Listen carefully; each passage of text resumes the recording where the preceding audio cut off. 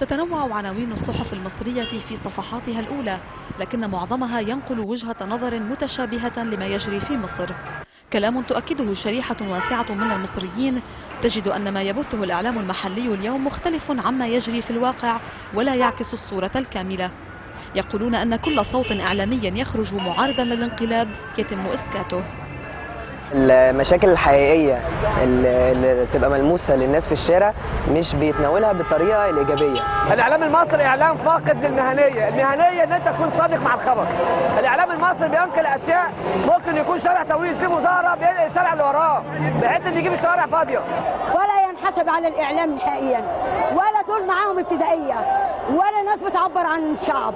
الإعلام بتاعنا ملوش أي مصداقية، الإعلام بتاعنا وظيفته تضليل الشعب ويصاحب السلطة، يشوف السلطة عايز ينفذ إيه وهو أداة من أدواتها، ما بيعملش غير كده. 25 قناة يتبعها 25 رجل أعمال من فلول الحزب الوطني، هل هيريدوا إيه؟ خل مصر ولا عودة اقتصادهم الأولاني للتخريبي؟ آراء من الشارع المصري تظهر أمرا واقعا نبهت إليه كثير من المنظمات الدولية. فمنذ انقلاب الثالث من تموز يوليو الماضي وبعد عزل الرئيس محمد مرسي أغلقت السلطات المصرية قنوات تلفزيونية وصحفا بحجة أنها تعرض السلم الاجتماعي للخطر وتنشر شائعات وأخبارا كاذبة.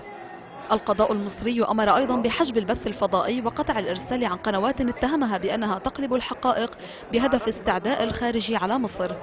محاولة إسكات الأصوات التي تنتقد الحكومة الانتقالية وصلت أيضا إلى حد اعتقال صحفيين عرب وأجانب وإساءة معاملتهم. إجراءات قالت الشبكة العربية لمعلومات حقوق الإنسان إنها اعتداء صارخ على حرية التعبير ومنع للمشاهد من إصدار حكمه بنفسه.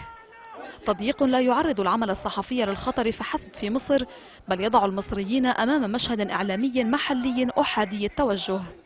واقع دفع كثيرا منهم إلى البحث عن مصادر أخرى للمعلومات سعيا للحصول على مشهد قريب مما يجري في بلادهم منذ الثالث من يوليو تموز الماضي.